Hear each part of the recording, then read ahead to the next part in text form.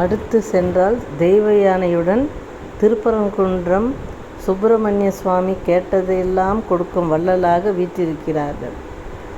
தனக்கு வேண்டிய மாம்பழத்தை தன் அண்ணனுக்கு கொடுத்ததற்காக கோபித்து கொண்டு பழனி தண்டாயுதபாணி கையில் தண்டம் ஏந்தி எதற்கும் ஆசைப்படாதே என நமக்கு அறிவுறுத்துவது போல் அவரே துறவியாக தனி சந்நிதியில் அருள்பாலிக்கிறார்.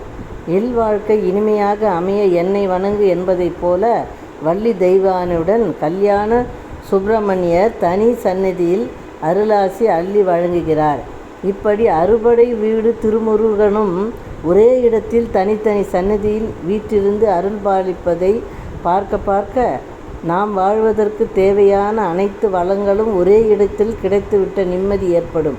முருகனை தரிசித்துவிட்டு வந்தால் முருகனின் பெற்றோர்கள் காசி விஸ்வநாதர், விசாலாட்சி நம்மை ஆசீர்வதிக்கிறார்கள் தனி சந்நிதியில்.